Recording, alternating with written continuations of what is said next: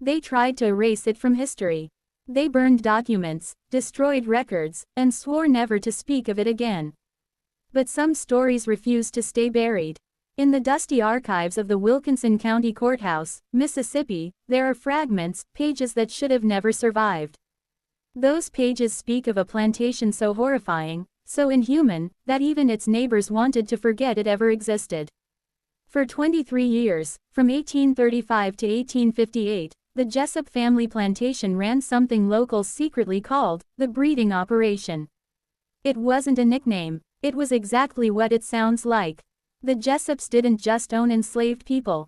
They used them, their bodies, their blood, their children, as a business investment. And the entire Jessop family, even their children, took part in it. What makes this story truly terrifying isn't only what they did, but how calmly, how coldly, and how completely they justified it. Before we begin the story of the Jessop Plantation, hit subscribe and turn on the notification bell so you never miss stories like this. And comment below, tell us what city or state you're watching from. Because tonight, we're going back to Mississippi. To the year 1835, when this nightmare began. Mississippi, 1835. Wilkinson County was cotton country. The air smelled of soil and sweat, and the land stretched in every direction like a sea of green. Fortunes were built here, on backs, on pain, and on silence. About 8 miles northeast of Woodville stood the Jessop Plantation, 1,200 acres of rich land and darker secrets. Its owner, Isaiah Jessop, had bought it in 1829 with money inherited from his father, a wealthy tobacco merchant from Virginia who had made his fortune during earlier Southern conflicts. Isaiah was only 31 then, young, proud, ambitious. He had recently married Ruth Cavendish, the beautiful daughter of a South Carolina rice plantation owner. She was just 23, well-educated, and knew the world of plantations inside and out. Their home was everything success looked like in the South. A 2-story white-columned mansion, 6 bedrooms, wide verandas, and fine furniture hauled up the Mississippi River. By 1835, Isaiah owned 42 enslaved people. Not the largest plantation, but enough to mark him as a man of power. He grew cotton mainly, with some vegetables, livestock, and a small orchard. The Jessops appeared perfect from the outside, respectable, wealthy, church-going. They attended the Woodville Presbyterian Church every Sunday. Isaiah served on the local agricultural board. Ruth joined the Women's Charitable Society. They had 5 children: Thomas, Samuel, Margaret, Daniel, and Elizabeth, born between 1831 and 1839. A private tutor from Kentucky, Charles Whitfield, lived on the property to educate them in reading, writing, arithmetic, and scripture. To anyone passing by, the Jessops looked like the ideal Southern family. But behind those white columns, inside that perfect house, a conversation was taking place that would turn their plantation into something monstrous. The problem. Isaiah Jessop had a problem, one that haunted every plantation owner. Buying enslaved people was expensive. A strong, healthy male could cost up to $1,200, a fortune in those days. And when one died or became too weak to work, that investment vanished. Isaiah was obsessed with numbers. He spent long nights in his study, poring over ledgers, muttering to himself, searching for a way to make the system more profitable. Ruth understood exactly what he meant. She'd grown up on a plantation that treated people as livestock. Her father had once told her, "The best plantation grows its own workers." She remembered how he used to pair up enslaved men and women he thought would have strong children. Sometimes he split families apart to do it. It was cruel, but profitable. And one cold night in the winter of 1834, while Ruth was pregnant with their 3rd child, Isaiah took that idea further, much further. The proposal. Sitting by the fireplace, he told Ruth his plan. He spoke in calm, logical tones, as if discussing a business deal, not human lives. "What if," he said, "we stop relying on others? What if we produce our own stock, our own bloodline? Stronger, smarter, more valuable." Ruth frowned. "Our own stock." Isaiah leaned forward. If the children are born of enslaved mothers, the law says they belong to us. But if they carry our blood, mine, yours, the children's, they'll be superior. We can raise them or sell them for more than any field hand. He called it an investment in future prosperity. Ruth didn't answer right away. She prayed on it. She studied the ledgers. She remembered her father's words. Then finally, she agreed. But only under one condition. Their children would be raised to believe it was their duty to participate. That this horror was part of the family's legacy. And so, the Jessops made a pact. A plan to turn their own bloodline into a business. A system of controlled breeding that would soon turn the plantation into a living hell. The beginning. By 1835, the first pairings began. Records show Isaiah keeping notes as if he were tracking cattle, birth dates, strength, skin tone, fertility, and value projection. He measured people. He calculated them. He erased their names and replaced them with numbers. Ruth assisted, maintaining what she called house discipline. She told herself this was for her family's future. And their eldest child, Thomas Jessop, barely 3 years old at the time, was already being raised to believe it was all normal. That one day, he too would contribute to the family's prosperity. The house stayed quiet. The neighbors never asked questions. Everyone in Wilkinson County knew the Jessops were different. But in those days, nobody wanted to know how different. The Jessop Plantation continued to grow. The ledgers filled up with names, births, and deaths. Until every page smelled of ink, sweat, and sin. And yet, for more than 2 decades, no one stopped them. Because evil, when it's profitable, has a way of hiding in plain sight. Studio microphone closing narration tone, low, slow, haunting. In 1962, a locked trunk was found in the old Jessop house ruins. Inside were ledgers, page after page of what they had done. Cold, precise, emotionless. The story you've just heard is only the beginning. Join us next time as we uncover what came next. How an entire family convinced themselves that breeding human beings was just another part of good business. Right finger subscribe, share this story, and tell us where you're watching from. Because what happened in Mississippi in 1835 still haunts the South to this day. Would you like me to continue with part 2, where the Jessops' plan takes shape and the first generation of breeding begins to spiral into horror? The Jessop Curse, Part 2, The Children of Evil. Studio microphone opening narration, low, unsettling tone. Every evil begins with a choice. But what happens when that evil is passed down like an inheritance? When children grow up believing horror is normal, and cruelty is simply family tradition. In Wilkinson County, Mississippi, the Jessop Plantation had become a kingdom of silence. By 1855, 2 decades after Isaiah and Ruth Jessop began their breeding operation, their plan had succeeded, at least by their definition of success. But inside that mansion, beneath the perfect white columns, something was starting to crack. Not from guilt, but from the weight of what they had created. The second generation, Isaiah Jessop was now in his 50s, wealthy, respected, and completely unrepentant.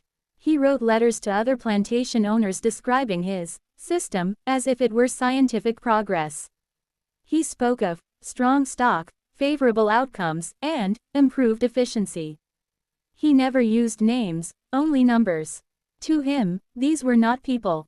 They were property, and his success was measured in births. His wife, Ruth, had aged into a woman of stone. She saw her family's sins as duty. Her faith told her that obedience and order were divine, and she used that belief to smother any trace of conscience. Their children, Thomas, Samuel, Margaret, Daniel, and Elizabeth, had grown up in a world where this horror was normal. They had never known anything else. Margaret's rebellion, but not all of them accepted it quietly. Margaret Jessop, their middle child, was different. She had her mother's intelligence but her father's stubbornness. And for years, something inside her fought back. The first time she was forced to participate, she was barely 16. Afterward, She locked herself in her room for days, refusing to eat or speak. She prayed for forgiveness. She wrote in her diary that she could feel the rot inside her soul. Ruth didn't see it as trauma, she saw it as weakness. Her daughter's silence was met with punishment, not comfort. Meals were withheld, doors were locked, and when Margaret begged to stop, Ruth reminded her, "This is your duty. Our blood must be fruitful." Margaret eventually obeyed, not because she believed, but because she broke. She would bear 5 children, the last in 1859, just before the operation began to crumble. By then, her spirit was gone. Neighbors said she moved like a ghost through the house. Pale, distant, barely speaking at all. The younger children, Daniel and Elizabeth, the youngest Jessops, never knew anything different. To them, the program wasn't wrong, it was simply how things worked. They had watched their parents and siblings treat people as property their entire lives. No one told them it was evil. No one told them to question it. When their turn came, they participated without hesitation. No shame, no guilt, just the quiet, chilling acceptance of a life without empathy. And that, perhaps, was the most horrifying part of all. That an entire generation could grow up in darkness and call it normal. Cracks in the system, but by the late 1850s, the Jessops' perfect system was starting to collapse. Their enslaved population had grown too large for the plantation to support. There weren't enough cabins. Food rations were stretched thin. The work never stopped, yet there were too many mouths to feed and not enough room to keep them all under control. Even worse, the children, the ones born from the Jessop bloodline, were growing up. By 1857, many were 8 or 9 years old enough to start asking questions. Why did they look different? Why was their skin lighter? Why did some of the white children on the hill have the same eyes as theirs? At night, in the quarters, the older enslaved people whispered the truth. They told the children who their fathers were. They told them that the same hands that whipped their backs also shared their blood. And slowly, resentment began to grow. The tension builds. By 1858, the air on the Jessop plantation was thick with tension. People still worked, but they worked in silence. There were glances, murmurs, and quiet defiance that Isaiah could feel but not stop. He responded the only way he knew. With stricter rules, harsher punishments, and public whippings meant to set examples. But fear can only hold people for so long. And deep in the hearts of those born into bondage, something stronger than fear was beginning to rise. Something close to fury. Whispers beyond the fence. The neighbors started to notice. The Jessop plantation population had grown unnaturally fast. There were too many children. Too many light-skinned faces. Even among the other slave-owning families, whispers began to spread. Some plantation wives wondered aloud why Ruth Jessop's daughters had unexplained pregnancies. Others exchanged glances but said nothing. In the antebellum South, silence was loyalty. And no one wanted to break the unspoken rule. Never expose another family's sin, if that sin keeps the system alive. As long as the Jessops smiled in church, donated money, and kept their property running, no one would confront them. Behind closed doors, though, people talked. And some began to fear that the Jessops had gone too far, even for Mississippi.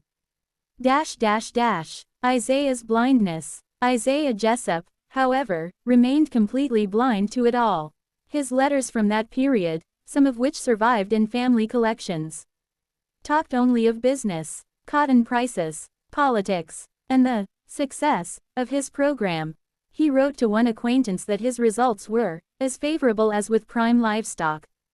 He compared human beings to animals without hesitation, boasting that he had perfected the breeding ratios. There was no mention of guilt, no flicker of doubt, no acknowledgement that he was destroying souls. Isaiah had built a mental world where cruelty was logic, and profit was morality. He no longer saw people, only production. And as he sat in his grand house, writing by candlelight with his fine pen and steady hand, he couldn't see what everyone else could feel. That his empire of blood was crumbling from the inside out. Studio microphone closing narration, quiet, cold, lingering. By the end of the 1850s, the Jessop Plantation was a powder keg. Anger burned beneath the surface. Children whispered in the dark. And the family that had turned evil into a business was about to face the consequences of their own creation. But when the fire finally came, it didn't start from the fields. It began inside the house. Right finger subscribe and stay with us for part 3 of the Jessop Curse, where the walls of the plantation begin to close in, and the ghosts of the Jessops' own making start to rise. Would you like me to continue with part 3, where the tension finally explodes and the first signs of rebellion and supernatural retribution begin inside the Jessop mansion? The Jessop Curse, Part 3, Whispers of the Dead. Studio microphone opening narration, slow, tense tone. Every house built on cruelty eventually starts to speak. Sometimes through screams, sometimes through silence, and sometimes through the things that will not stay buried. By 1858, the Jessop Plantation had grown into a dark empire.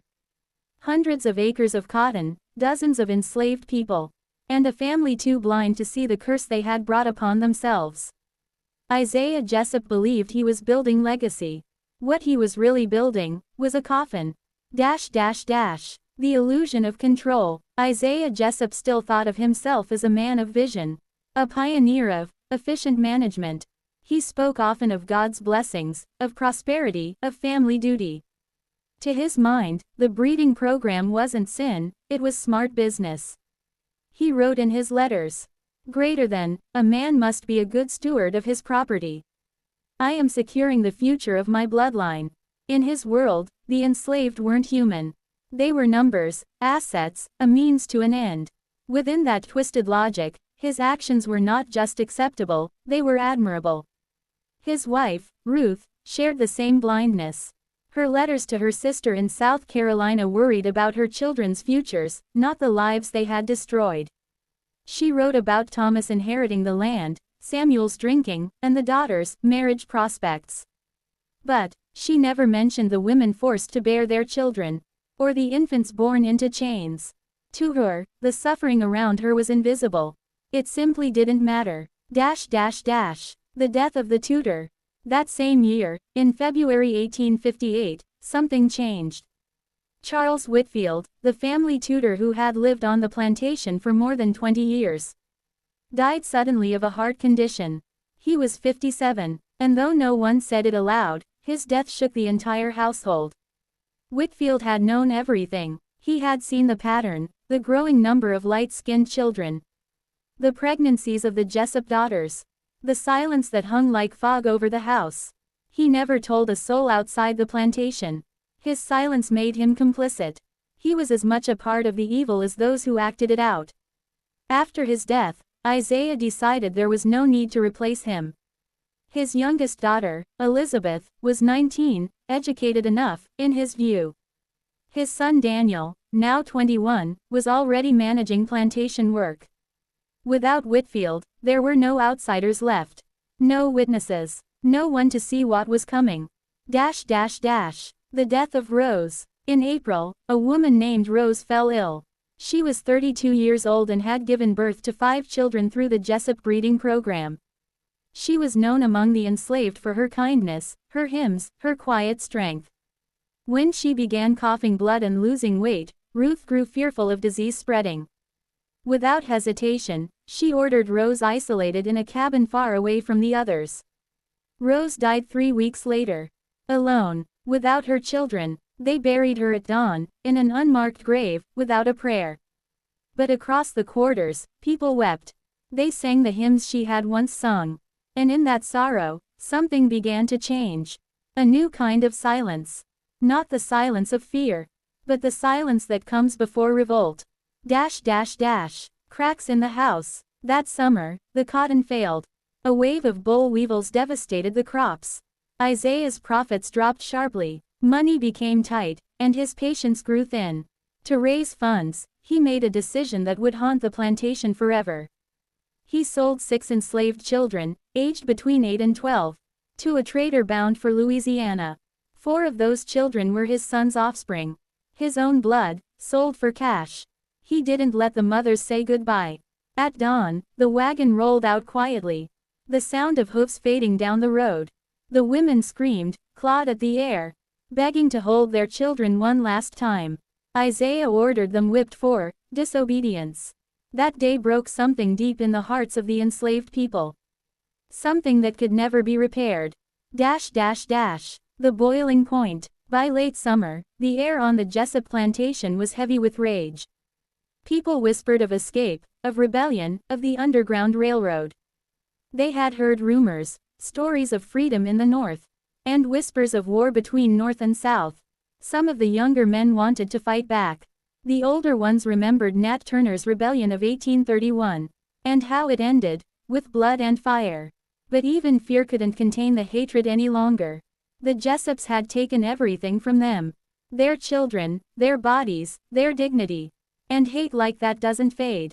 It waits. The Jessop children unravel. Meanwhile, inside the mansion, the Jessop family was falling apart. Samuel, the second son, had lost himself to alcohol. He spent his nights in the barn with bottles of whiskey, sometimes shouting, sometimes weeping. One afternoon, he was found unconscious, collapsed in the hay, the bottle still in his hand. Isaiah had him carried inside, then screamed at him until his voice broke. He threatened to disinherit him. Samuel promised to change. He never did. As his drinking worsened, Thomas, the eldest, took over his duties. But even Thomas was haunted by what he saw each day. The sound of crying children, the silence of the enslaved quarters.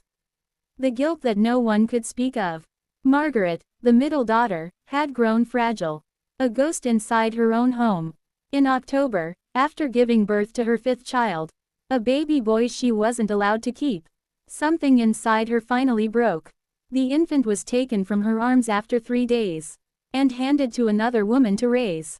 Margaret snapped. She tried to end her life. Ruth stopped her just in time, locking her in her room for 3 weeks. When she finally came out, her eyes were empty. She barely spoke. She moved like someone half dead. Isaiah called it weakness. Ruth called it female hysteria. Neither saw what everyone else could feel. That the darkness they had created was now consuming them from within. The stranger. In November, a visitor came. Reverend William Foster, a traveling Methodist minister from Pennsylvania, was passing through Wilkinson County. He asked to stay one night at the Jessop home. The family welcomed him politely, Isaiah proud, Ruth gracious, the children quiet. At dinner, the Reverend noticed things. The uneasy silence. The pale daughter who would not meet his eyes. The son who smelled of liquor. And outside, in the fading light, the faces of the enslaved children. Too many of them, too light-skinned, too familiar. He said nothing. Confronting them could have cost him his life. But when he left the next morning, he opened his journal and began to write. His notes would become the first outside record of what had happened at the Jessop plantation. He didn't know it then. But what he saw that night would soon reach the ears of people far beyond Mississippi. And when the truth finally spread, the Jessop curse would awaken. Studio microphone closing narration, chilling, quiet. By 1859, whispers of rebellion were growing louder. The family was rotting from the inside. And the ghosts of those buried without names were about to make themselves known. Right finger subscribe and stay with us for part 4 of the Jessop curse. As the Reverend's words escape Wilkinson County, and a storm begins to gather over the Jessop plantation.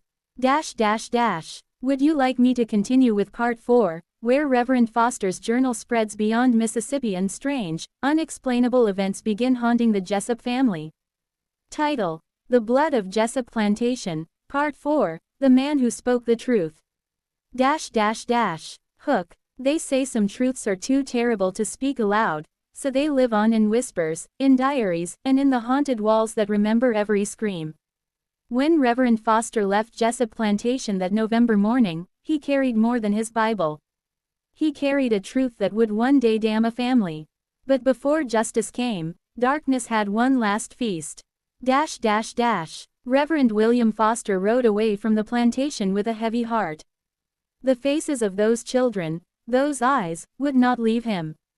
They were the eyes of guiltless souls born into horror. He could not unsee the resemblance between them and the Jessop sons. He could not unhear the broken voice of a woman singing a lullaby from a locked cabin. When he returned to Pennsylvania, he began to write. In his journal, he described everything: the children, the isolation, the whispers of sickness and sorrow. He wrote that something was deeply rotten in the house of Jessop. But history moves slow when evil has roots. Back at the plantation, winter fell heavy that year. The fields lay empty, stripped of life. Frost coated the wooden fences, and in the quarters, the enslaved huddled together for warmth. Rose was gone. The mothers who'd lost their children to the slave trader spoke in low tones at night, about running, about revenge, about ghosts that would not rest. And sometimes, they said they heard Rose singing again. It began in December, a thin, trembling hum drifting through the night air. No one saw her, but her voice, soft, sad, and full of pain, came from the edge of the graveyard where she had been buried without a marker. The first to hear it was an old woman named Mabel. She woke in the middle of the night and swore she saw a pale figure standing between the trees, her dress torn, her hair hanging loose. The figure was humming a hymn, Rose's hymn. When Mabel called out, the figure turned slowly, and her face was wrong. Sunken, darkened, eyes wide with sorrow. Then she vanished into the mist. Mabel told the others, and word spread. Within days, no one would walk near the graveyard after sunset. Inside the big house, Isaiah Jessop ignored the talk. He dismissed it as superstition. But the atmosphere grew strange. Margaret's condition worsened. She stopped speaking altogether, spending her days seated by the upstairs window, staring toward the quarters as though she could see something moving out there in the fog. Sometimes, Ruth caught her whispering names of children, over and over, names that belonged to those who had been sold. Samuel, drowning deeper in whiskey, began to speak of voices too. He said someone followed him when he walked the fields at dusk. Once, he stumbled into the parlor shouting that he'd seen a woman standing near the well, pale as death, her eyes glowing faintly in the moonlight. Isaiah beat him that night for drunken hysteria. But when Isaiah went to bed, he dreamed of Rose. She stood at the foot of his bed, her skin cracked and gray, her mouth bleeding. In her arms she carried a child, his grandchild. She said nothing, only stared until Isaiah woke in a sweat. He told no one. That winter, sickness spread. It started among the enslaved: fevers, coughing, weakness. Within weeks, it reached the big house. Ruth fell ill first. Her face flushed with fever, her breath shallow. Isaiah called for a doctor from the nearest town, but travel was slow, and by the time the man arrived, the disease had already taken one of the field hands and 2 children. The doctor called it malarial fever, common enough for the region. He recommended isolation, quinine, rest. But rest was a stranger to the Jessops. Ruth's fever broke after several days, but she was never quite the same. She began to speak to someone who wasn't there. "You can't have them," she whispered one night when Elizabeth entered her room. "They're mine." Elizabeth, frightened, tried to calm her, but Ruth's eyes were wild. "You took them," she hissed. "You all took them from me." Then she screamed, a sound so sharp it froze everyone in the house. From that night, the servants refused to enter Ruth's room after dark. They said they heard footsteps in the hallways, doors opening on their own, the faint sound of a baby crying where there were no infants anymore. By February 1859, Isaiah was beginning to unravel. The plantation was failing: sick workers, dying crops, broken morale. His letters to other planters turned bitter, full of complaints about laziness and disease. But underneath the anger was fear. He no longer went to the quarters alone. He carried a pistol even at his desk. Then one evening, he went to check the stables and never came back. Thomas found him the next morning lying near the barn door. His face was twisted, his eyes wide open, frozen in terror. No marks on his body. No blood. Just that expression. The doctor said his heart had stopped, likely from fright. Ruth claimed she had seen a woman standing outside the house at midnight, looking in through the window. She was calling him, Ruth said in a trembling voice. Calling him home. The plantation mourned, at least, publicly. But in the quarters, the enslaved did not cry. They said Rose had taken her revenge. Isaiah's death changed everything. Thomas took control, but he was young and cautious.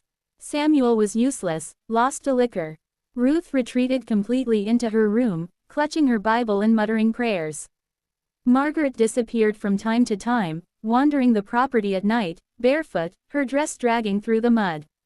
And every so often, the singing came again. Soft, far away. Rose's hymn. Reverend Foster, back in Pennsylvania, received a letter that spring.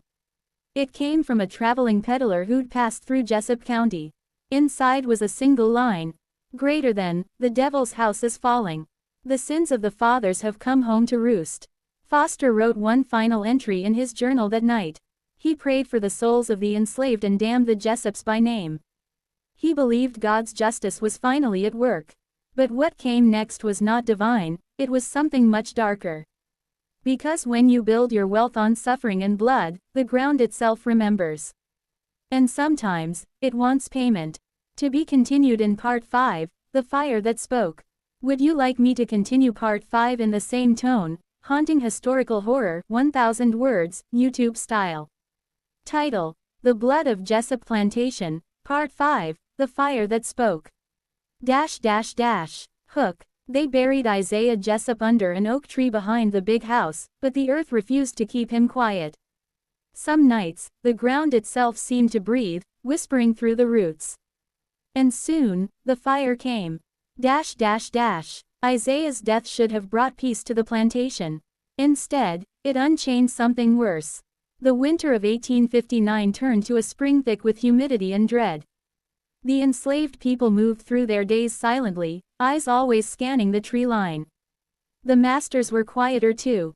The laughter that once echoed through the great house was gone. The place felt hollow, like the air had turned heavy with ghosts. Ruth Jessop barely left her room. The servants whispered that she still spoke to her dead husband at night. Some claimed they'd heard a man's deep voice answering her from the darkness, even though no man was there. Samuel drank himself to ruin, wandering the halls barefoot, muttering, "I hear them in the walls." Sometimes he laughed, sometimes he cried. Thomas tried to hold things together, but fear had begun to rot his reason. Then, in early May, the strange fires began. The first one started in the slave quarters, just after midnight. A storage shed filled with cotton bales suddenly erupted in flames. The enslaved rushed to put it out, forming a line with buckets of water. The fire died quickly, but not before 3 men swore they saw a figure standing inside the flames, a woman, her dress turning to ash but her face untouched. When they told Thomas, he dismissed it. "Superstition," he said sharply. "Keep your mouths shut." But 2 nights later, another fire came. This time, it started in the field barn. The flames burned bright orange, twisting against the dark sky. The air smelled of sulfur and smoke. Thomas stood watching it with his pistol drawn, sweat running down his face. He saw something move between the flames, a pale shape, walking slow, like a shadow caught in light. He fired 3 shots into the dark. The figure didn't fall, it simply vanished. The enslaved began to pray at night, their whispered hymns floating through the humid air. They called the presence, the burning woman. They said she was the spirit of Rose, come to take back what was stolen from her. Inside the house, the haunting grew stronger. Doors opened by themselves. The piano in the parlor began to play at night, soft and sad. Margaret claimed she saw a handprint appear on her mirror one morning, a black, ashy print that smeared when she touched it. Ruth began to write long letters to her dead husband, though there was no one to send them to. "My love," one read, "you must rest now. The woman is angry. She walks the halls at night. She wants the children. She says their blood belongs to her." Elizabeth begged her mother to stop. "You're feeding it," she cried. But Ruth only smiled weakly. "Child, it's not me she wants." By late June, something had shifted. Animals stopped coming near the main house. Birds no longer sang in the trees. The air hung thick with the scent of smoke, even on clear days. Then one morning, Samuel disappeared. Thomas searched the property for hours. Finally, one of the field hands found him by the old well near Rose's grave. He was kneeling, his face blank, his hands burned black at the fingertips, as if he'd reached into fire. When Thomas touched him, Samuel fell forward. His body was cold, but smoke drifted from his mouth. No one could explain it. Ruth claimed she'd seen Rose standing beside the well that morning, holding a baby. She took him, Ruth whispered. She took him back. That night, thunder rolled over the plantation. The storm that followed was like nothing they'd ever seen. Lightning struck so close the windows shook. Rain poured, but it did not cool the air, it made it hotter, heavier. The enslaved huddled in their quarters, praying. In the house, the family gathered in the parlor, candles flickering. Every flame bent toward the window, as if drawn by a breath outside. Then they heard it, singing. It was Rose's hymn, soft, mournful, carried on the wind. Margaret screamed, "She's here!" Thomas ran to the window, but the yard was empty except for the rain, and then, lightning flashed, and for 1 second, he saw her. Rose stood in the middle of the field, her face turned toward the house, her dress glowing faintly red, like embers. The candles went out. Something slammed the front door open. A gust of heat rolled through the hall, thick and choking. Thomas shouted for his mother and sisters, but the air was filled with the sound of crackling, fire, roaring somewhere deep inside the house. The kitchen had caught first. Flames raced up the walls, devouring the dry wood. Panic erupted. Ruth fell to her knees, screaming Isaiah's name. Margaret tried to run upstairs, shouting for her children, though they were gone long ago. Thomas dragged her back down as smoke filled the halls. Outside, the enslaved stood in the rain, watching in silence as the great Jessop house burned. It burned fast, too fast for any rescue. The fire seemed alive, feeding hungrily, moving against the wind. Some said they saw faces in the flames, women's faces, children's faces, crying, then laughing. By dawn, the plantation house was gone. Only the brick chimney stood, blackened against the sky. The next morning, they found 3 bodies among the ashes, Ruth, Margaret, and Samuel. But Thomas was not there. For weeks, no one knew what became of him. Then, one of the enslaved men found him wandering the woods miles away, barefoot, covered in soot, his mind shattered. He spoke of fire and voices, of a woman who rose from the grave to take what was owed. "They're all gone," he kept saying. "All gone but me." She said I'd live to remember. He was taken to an asylum in Georgia, where he died years later, still muttering Rose's hymn. When Reverend Foster received word of the fire, he wrote one last entry in his journal. "Greater than, the Lord's justice came not by law, but by flame. May the souls of the innocent rest, and the wicked never find peace." The ruins of Jessop Plantation were never rebuilt. Locals avoided the land, claiming the soil was cursed. They said no crops would grow, and every spring, on the night the house burned, a soft singing could still be heard drifting through the fields, Rose's hymn, rising from the ashes. Some called it vengeance, others called it justice, but those who listened closely said it sounded more like mourning. For the children, for the mothers, for a world that called evil, order. To be continued in Part 6, The Ruins Remember. Would you like me to continue Part 6 next? The aftermath of the fire and the haunting legacy of the Jessop land. 1000 words, same tone and YouTube style. Title: The Blood of Jessop Plantation, Part 6, The Ruins Remember.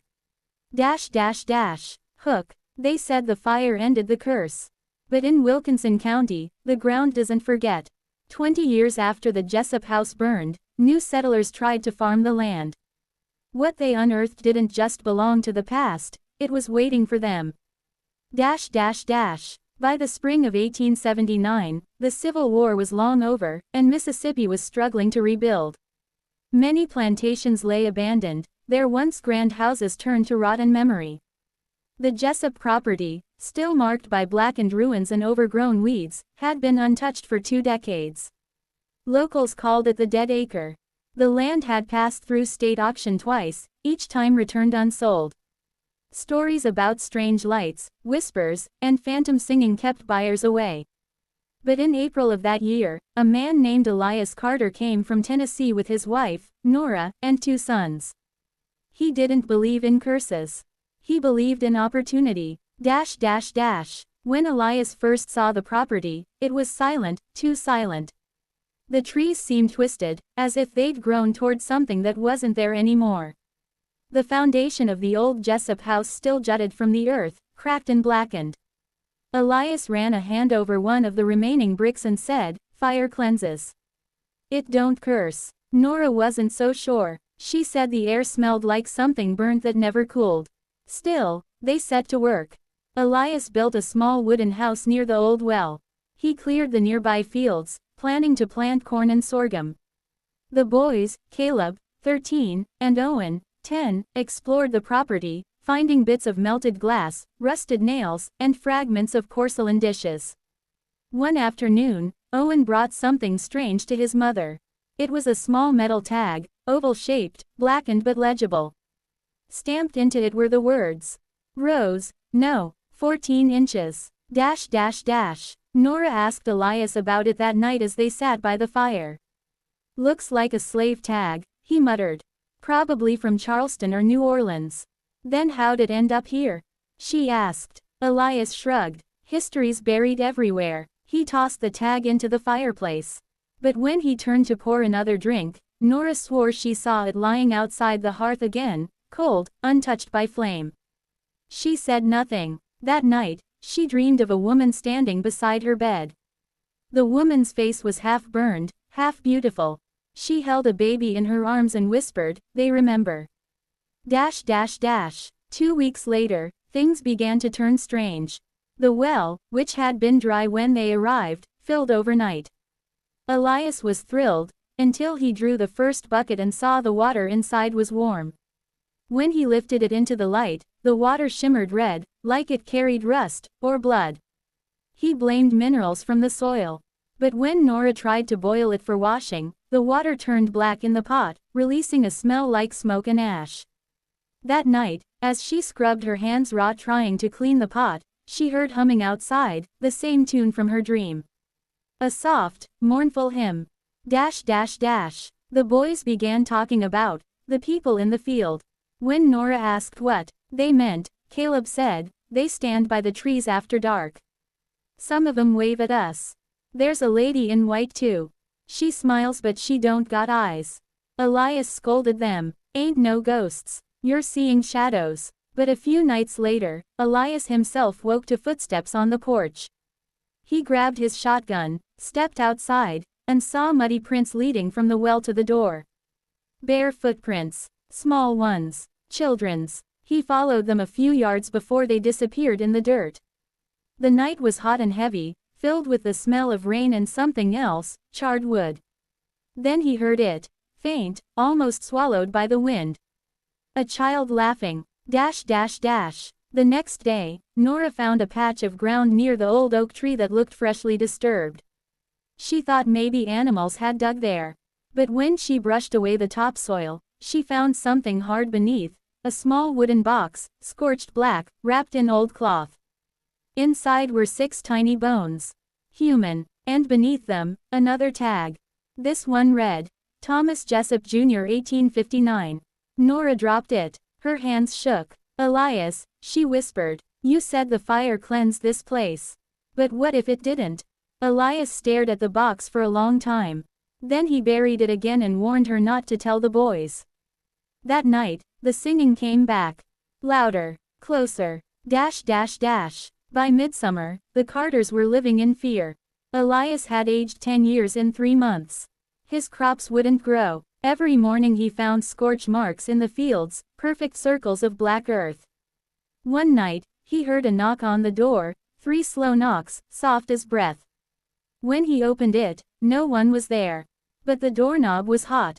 He turned to look at Nora, and behind her, the fireplace burst into flame, though there was no wood inside. For a split second, Elias saw faces in the fire.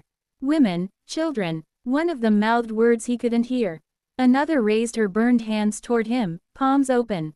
Then the fire vanished. Nora begged him to leave. Please, Elias. This land ain't ours. It's theirs. But Elias refused. I won't be run off by ghost stories. He tried to dig a new well the next morning. When he struck a stone, he called Caleb over to help move it. Together they cleared the dirt, and uncovered what wasn't a stone at all, but a brick wall, buried deep. They followed it with their shovels until it formed a square. A cellar. The foundation of the old Jessop house. Curiosity overcame fear. Elias pried the boards apart and climbed down into the dark. The air was damp and foul, thick with rot. His lantern flickered against the stone walls, revealing something carved into them, names. Dozens of them. Rose, Claudia, Henry, Ruth, and at the center, written in ash and soot, 4 words. The blood remembers all. Elias stumbled back, choking on dust. When he looked up, he saw movement behind him. Dozens of figures. Shadowed. Watching. Silent. Then the lantern went out. Nora waited for hours. Elias never came back. When dawn broke, she found his hat beside the cellar hole, but no sign of him. The earth around the opening was warm, and faint smoke curled from it, as if something below still burned. She gathered her sons and left that morning, never to return. Locals found the Carter house abandoned weeks later. The well had gone dry again. The cellar entrance was filled with ash. And carved into the wood of the porch, as if burned there by fire itself, were the words. We remember. For years after, travelers passing near the ruins claimed they heard faint singing on humid nights, the sound of women's voices rising from the ground, carrying that same old hymn through the Mississippi air. They said the Jessop Plantation was gone, but its memory had rooted itself deep in the soil, alive, aware, and waiting. To be continued in Part 7, The Journal of Reverend Foster. Would you like me to continue with Part 7, where Reverend Foster's hidden journal resurfaces decades later, revealing new horrors tied to the Jessop bloodline, 1,000 words, same haunting tone and simple, cinematic YouTube storytelling? When the voices began to whisper through the walls, no one wanted to believe Margaret. But by then, the blood had already soaked too deep into the land. Part 7, The Awakening. By the spring of 1862, the Jessop Plantation had become a place where silence itself seemed alive. The war had started, Union troops were marching through Tennessee, and the whispers of emancipation drifted through the humid air like ghosts of hope. But inside the walls of the Jessop home, another kind of haunting had already begun. Margaret, now pale and withdrawn, rarely left her room. Her once bright eyes seemed hollow. The servants whispered that she no longer slept, that she sat by her mirror each night, talking to someone no one else could see. One of the enslaved women, Aunt Lila, swore she'd seen a child's reflection standing behind Margaret in the mirror, a little boy with blue eyes and skin pale as candle wax. But when she looked again, he was gone. Isaiah Jessop dismissed such stories as Negro superstition, yet even he began to notice the strange occurrences. Footsteps echoed in the halls long after everyone had gone to bed. Doors opened and shut by themselves. The horses in the stable kicked their stalls at midnight, eyes rolling white in terror. And the walls sometimes wept. Dark streaks appeared near the baseboards, stains that looked too much like dried blood. The unseen children. Daniel and Elizabeth, the youngest of the Jessop children, had grown into teenagers, sharp-minded and loyal to their father's mission. But lately, even they began to feel the change. At night, Elizabeth heard children laughing outside her window. The laughter sounded like her half-siblings, the ones born of her father's cruelty, but those children were gone, sold off or dead. When she told Daniel, he only smiled nervously. "It's the wind," he said. But his voice shook. The enslaved people refused to work in the breeding quarters after dark. They said the cries of the lost children echoed through the rafters, that sometimes, if you passed too close, you'd hear your name whispered softly by a voice that wasn't there. By midsummer, even the overseer left. He claimed that one morning, while checking the barn, he found small handprints pressed into the walls, prints made of dried mud, or perhaps dried blood. Margaret's madness. Margaret's condition worsened. She spoke to the mirror more frequently, sometimes screaming at it, sometimes whispering gently as if comforting a frightened child. Ruth, her mother, tried to control her. "You will not bring shame to this family," she hissed. But one evening, Ruth entered Margaret's room to find the mirror cracked from corner to corner. On the wall, written in what looked like rusty red, were the words, "Mother, they remember." That night, Ruth locked the room and ordered no one to enter. But servants later claimed they heard the mirror humming softly, like something breathing behind the glass. The night of blood rain. On the first night of October, a thunderstorm rolled over the plantation. The rain fell thick and red. It splattered against windows and soaked the fields, turning the white cotton into crimson waves. Isaiah rushed outside, shouting for his sons to bring lamps. He dipped his hand into the wet soil. It was real rain, but it smelled like iron. Like blood. From the slave quarters came screams. The children were crying, pointing at the sky, saying the ancestors were bleeding for the sins of the Jessops. And in the flash of lightning, everyone saw it, figures standing at the edge of the field. Dozens of them, pale, silent figures, some small like children, others tall and thin. They didn't move, didn't speak. Just stood there, watching the house. When the thunder rolled, they vanished. But their footprints remained in the mud, bare, human, and deep. Ruth's fall. That same night, Ruth was found at the base of the main staircase. Her neck broken. No one knew how she fell. The banister was unbroken, and there were no signs of struggle. But her eyes, they were open wide, staring upward. Witnesses said her face looked frozen in terror, as if she'd seen something unspeakable descending from the ceiling. Isaiah refused to allow a burial ceremony. "We'll not invite more gossip," he said coldly. He ordered her coffin sealed immediately. But when they lifted her body, a trail of red liquid dripped from her hair onto the floor. Rainwater, Isaiah claimed, but there had been no rain inside the house. The book in the attic. After Ruth's death, Margaret grew silent again. For weeks, she did not speak. Then one morning, she approached Daniel, clutching a small, weathered book. "I found Father's journal," she whispered. The pages were filled with numbers, diagrams, and horrifying details about the breeding program, how Isaiah had planned bloodlines, measured traits, and recorded every birth. But the last few pages were different. The writing changed, sloppier, rushed. He wrote about dreams of faces in the dark. About voices whispering his name. About his belief that the blood remembers. One line, scrawled in heavy ink, repeated over and over. "The children will return to claim what was taken." The haunting deepens. By November, Isaiah began to lose his mind. He claimed to see figures following him between the cotton rows. He would stop suddenly and shout, "Show yourselves." Once, he ran from the field screaming, tearing at his clothes, saying the earth itself was trying to drag him under. The enslaved people refused to speak to him at all now. They said the curse had begun, that the spirits of the stolen children had awakened. Margaret stopped eating. Elizabeth locked herself in her room. Daniel carried a pistol everywhere he went. At night, the whispering grew louder.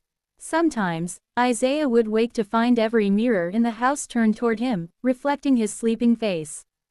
Other times, he'd hear tiny footsteps running across the upstairs hall.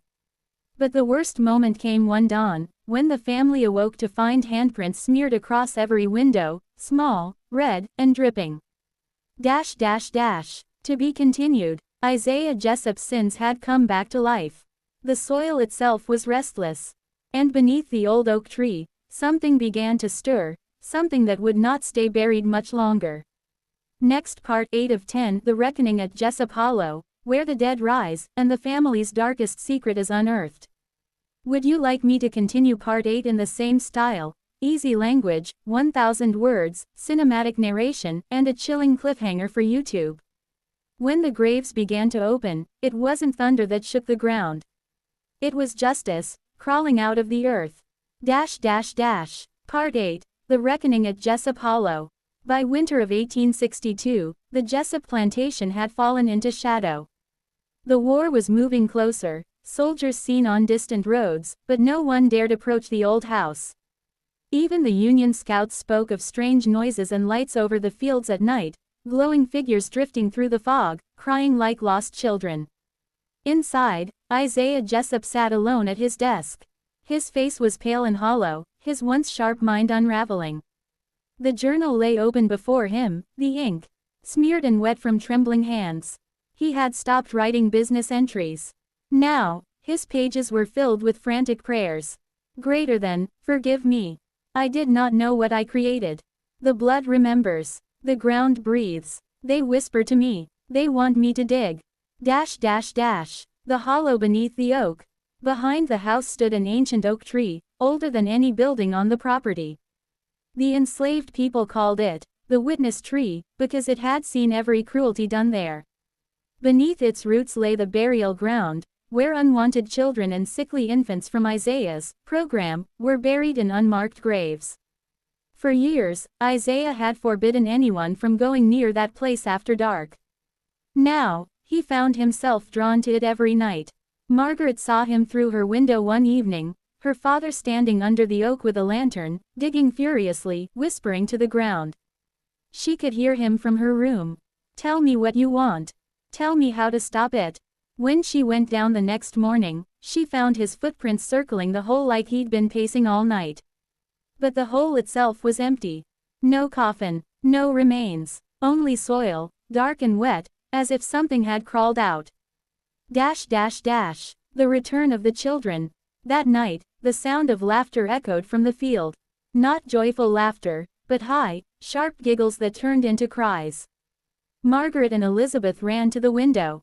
In the moonlight, they saw figures running between the cotton rows, children, dozens of them.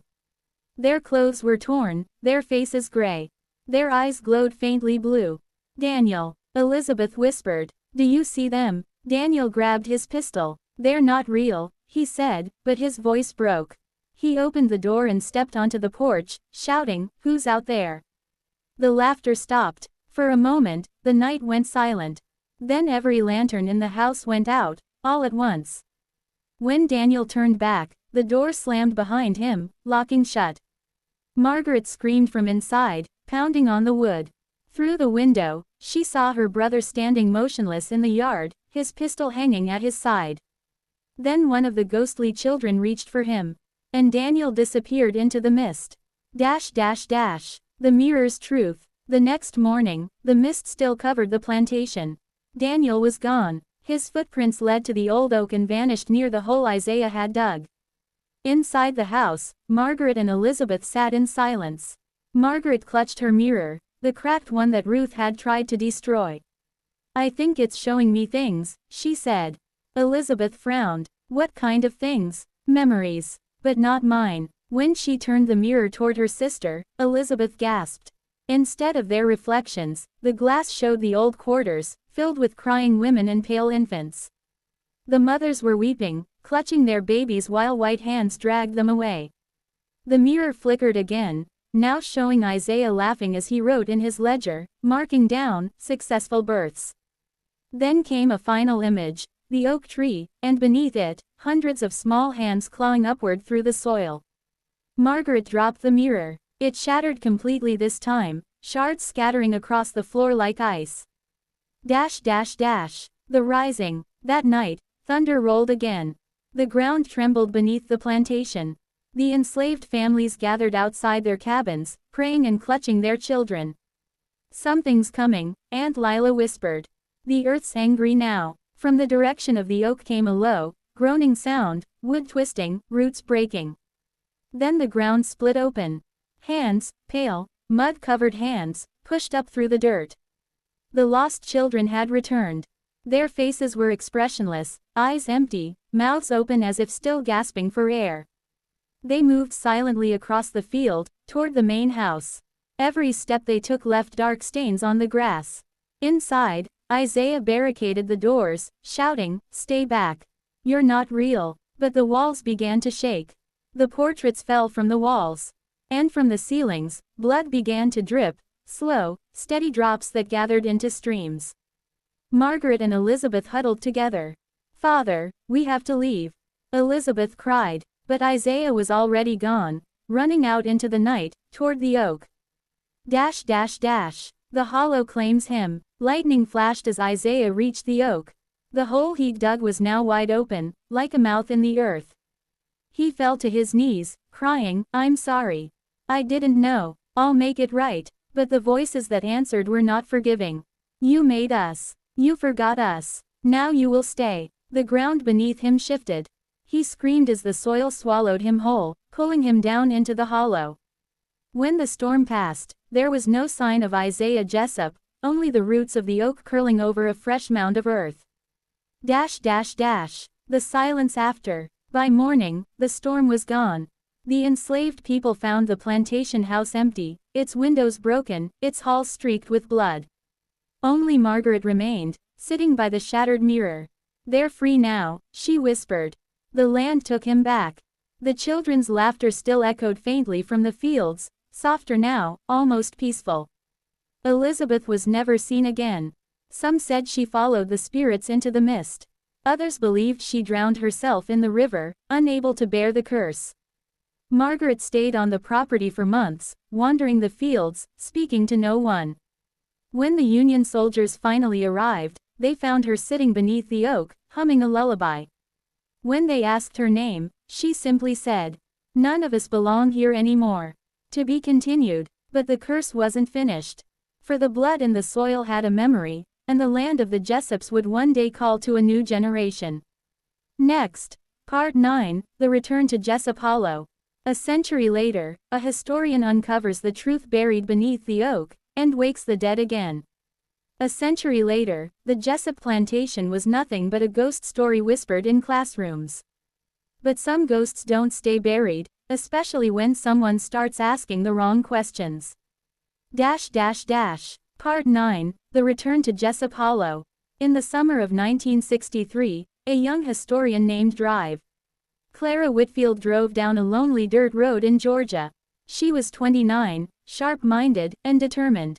Her great-great-grandfather, Charles Whitfield, had once been the Jessop family tutor, a name she had stumbled upon while researching Southern archives.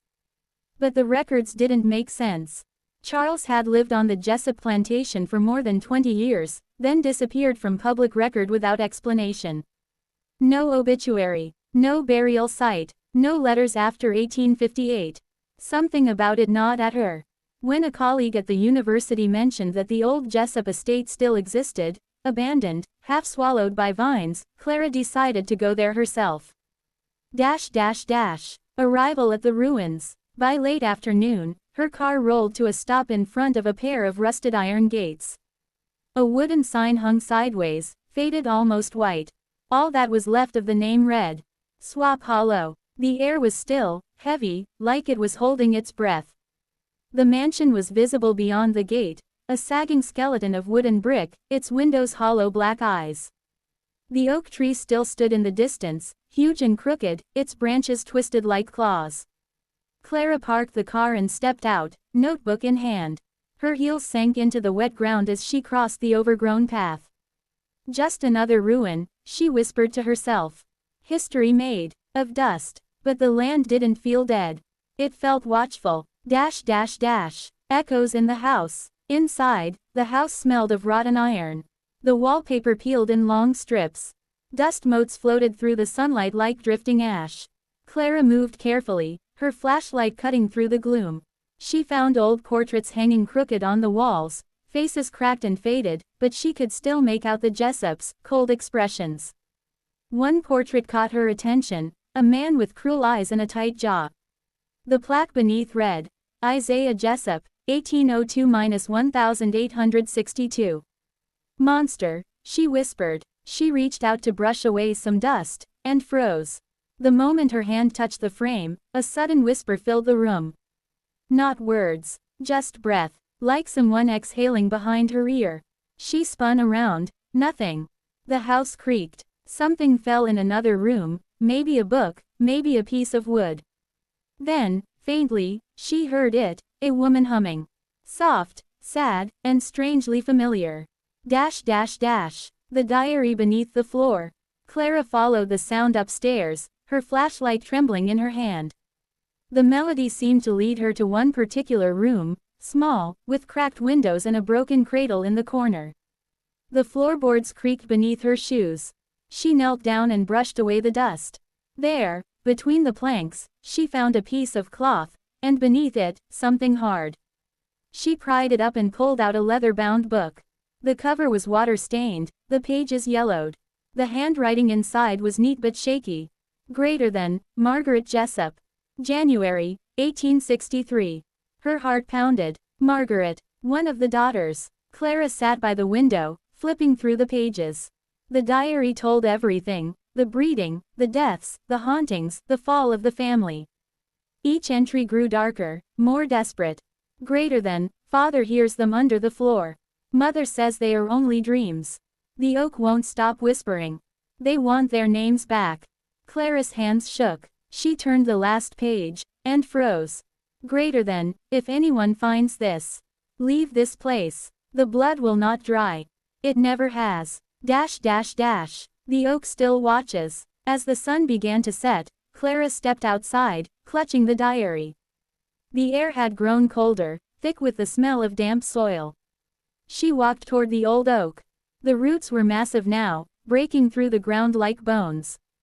The earth beneath looked disturbed, not flat, but rippled, as if something had shifted beneath the surface. She knelt, tracing her fingers along the soil. For a second, she thought she heard something, faint crying, far below her feet. Her flashlight flickered. Then a voice whispered, right behind her. Greater than, Clara Whitfield. She jumped to her feet, spinning around. No one. But when she turned back to the oak, she saw something new, faint carvings on the trunk. Names. Dozens of them, old and weathered, half swallowed by the bark. She stepped closer. The first name she could make out was Rose, the enslaved woman who'd died of illness in 1858. Then came Lila, Samuel, Margaret, Daniel. And one more, carved deeper than all the others. Charles Whitfield, her great-great-grandfather. Clara staggered back. No, that can't be. The voices awakened. The ground trembled slightly. Leaves began to shake though there was no wind. The crying grew louder, dozens of voices now, rising from below. Then, from the soil near her feet, a small hand broke through. Gray skin, tiny fingers. Clara screamed and stumbled backward as more hands erupted from the earth, clawing upward. Faces began to rise, children, eyes pale and glowing, mouths open in silent cries. She turned and ran toward the house, but the path seemed longer than before, stretching endlessly. The voices followed her, whispering her name, calling. Whitfield, you knew, you were one of them. She reached the front porch and fell to her knees. The door slammed shut behind her, though she hadn't touched it. The portraits on the walls were moving now, their eyes following her. From upstairs, the humming began again, that same lullaby.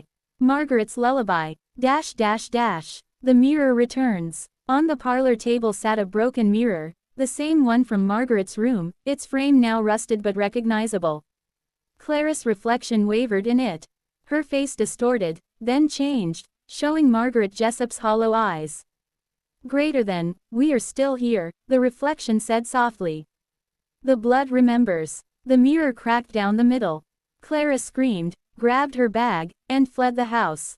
The historian disappears. 3 days later, a farmer found Clara's car parked by the road. The driver's door was open, keys still in the ignition. Inside the back seat lay a single object, the diary of Margaret Jessop. Her notebook and camera were missing. No trace of Clara was ever found. But that spring, visitors reported something strange about the oak. New carvings had appeared on the bark, rough, fresh, as if made only days before. One of them read, Clara Whitfield, 1963. And late at night, when the fog rolled over the fields, people swore they could hear her voice among the others, whispering warnings through the dark. To be continued. The blood curse of Jessop Hollow was awake again. And this time, it wouldn't stop with ghosts. Next. Part 10, The Final Awakening. A modern excavation uncovers what lies beneath the oak, and unleashes the true horror of what Isaiah Jessop created. Would you like me to send part 10, final part, now? The terrifying conclusion where the curse fully reveals itself and the souls of Jessop Hollow finally seek vengeance. Would you like me to write part 9 next? The modern-day return to the haunted Jessop Plantation, told with the same 1,000-word, cinematic horror style for YouTube. For more than a century, the Jessop Plantation slept beneath the moss and mud of Mississippi. But when the ground was disturbed again, the dead remembered. Some stories don't end. They wait. Part 10, The Final Awakening. In the spring of 2022, the county approved a historical restoration project for Jessop Hollow. The plan was simple: clean up the grounds, mark the site as a heritage landmark, and build a small visitor center. Nobody expected what they would find beneath the roots of that old oak tree. The excavation begins. The team arrived in May. 5 workers, a foreman, and a young archaeologist named Aaron Blackwell. Aaron was passionate, practical, and didn't believe in ghost stories. He'd read about Clara Whitfield, the historian who vanished in 1963, but dismissed it as folklore. Locals warned him to stay away from the blood tree, but he laughed it off. "Stories can't hurt you," he said on the first morning. He would regret those words. The dig site was laid out around the oak, its roots massive and tangled. Within hours, they began uncovering fragments, rusted shackles, shards of broken bottles, and small bones. At first, they assumed it was animal remains. Then, as Aaron brushed away more soil, he froze. It wasn't an animal, it was the skull of a child. The unmarked graves. By the third day, they had uncovered at least 20 graves, all unmarked, shallow, packed tightly together. Some were infants, some young women. Aaron reported the discovery to the county authorities. They told him to halt the dig temporarily, but he kept going. Something about the site drew him deeper. Late one night, while reviewing photos under his tent light, he noticed something strange. Each skull seemed to have small carvings etched along the bone, faint, deliberate marks. Letters. He enhanced the photos on his laptop and read the first one clearly. Rose. Another. Lila. A third. MJ. Margaret Jessop. Aaron's breath caught. "Margaret," he whispered. The air in the tent grew cold. Then came the soft sound of humming, from outside. That same eerie, childlike tune. He stepped out, flashlight trembling. The oak swayed though there was no wind. And at its base, half buried in the mud, he saw something glinting, a cracked mirror. The mirror and the visions. When Aaron lifted the mirror, the reflection inside wasn't his. It showed the plantation house, whole and clean, as it must have looked in 1858. He saw Isaiah Jessop standing on the porch, coat immaculate, smiling faintly. Behind him, Ruth held a small child, pale as chalk. The scene flickered, and suddenly the image changed. The fields burned, the oak writhed like a living thing, and dozens of shadowed figures stood in the firelight, watching him. Their faces were blurred, but their eyes glowed faintly red. Aaron dropped the mirror. It didn't break, it simply sank into the soil, disappearing as if swallowed. The voices in the night. After that, no one slept. The workers reported whispers near their tents, sounds of crying, and the smell of iron and smoke. One man quit after he woke to find handprints, small, muddy, child-sized, all over the inside of his tent. By the 5th night, only Aaron remained. He was obsessed now, convinced the land itself held a story that no one had ever fully told. That night, lightning flashed across the sky. Aaron went back to the oak, shovel in hand, determined to dig deeper than before. The ground was soft, as if waiting for him. Within minutes, he hit something hard, a wooden box. He pried it open. Inside were 3 objects: a rusted key, a small, blackened Bible, and a leather-bound book with the name, Clara Whitfield, burned into the cover. Aaron's mouth went dry. The historian's diary. He opened it and began to read, page after page of her handwriting, describing her visit, her discovery, her terror. The final entry was dated July 17, 1963. Greater than, "They are calling me now." The ground is moving. The tree has eyes. As he read those words, thunder cracked overhead, and the earth split open beneath his feet. Dash dash dash. The rise of the oak. The ground bulged, then burst. Hands, dozens, hundreds, reached upward from the soil, gripping his legs, pulling, clawing. Aaron screamed, trying to wrench free, but the more he struggled, the deeper he sank. Faces appeared around him, pale, eyeless, whispering. He heard them say his name. Greater than, Aaron, tell our story. They called us animals. Give us our names back. The oak's branches twisted downward, wrapping around him like arms. The bark split open along its trunk, revealing faces inside the wood. Faces of the Jessops. Isaiah, Ruth, Margaret. Their mouths opened wide, screaming silently. And then, the world went white. Dash dash dash. The discovery. When county officers arrived the next morning, the site was silent. Aaron's tent was empty. His car, his camera, his laptop, all gone. But at the base of the oak, they found a new carving, fresh, clean, as if made overnight. It read, Aaron Blackwell, 2022. Below it, a smaller line had appeared. We are all accounted for. The county sealed off the land the same day. The official report called it an accident, a sinkhole collapse. But locals knew better. They say the oak still bleeds sap the color of rust after heavy rain. And if you stand there at dusk, you can hear a woman humming, sometimes joined by a man's low voice, sometimes by children's laughter that fades into crying. The blood of Jessop Hollow never dried. It only waited. Dash dash dash. The legend lives on. Today, the land is still closed. But once a year, someone breaks through the fence, usually thrill seekers or amateur ghost hunters. They always say the same thing afterward. The ground feels warm underfoot.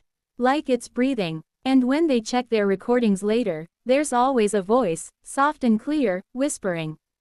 Greater than, tell them what we did. Dash dash dash. Coffin final words. The story of the Jessop family is a reminder. That evil can wear the face of order. That cruelty can be written in ledgers. And that some bloodlines never truly die. Because history isn't just written in books. Sometimes, it's carved into the earth. Movie camera call to action for YouTube. If this story sent chills down your spine, right finger subscribe for more true horror and dark history. Bellhop bell, hit the notification bell so you never miss what's buried next. Speech balloon and comment below, would you step into Jessop Hollow at night? Don't forget to share this story. Because the dead whisper loudest when we try to forget them.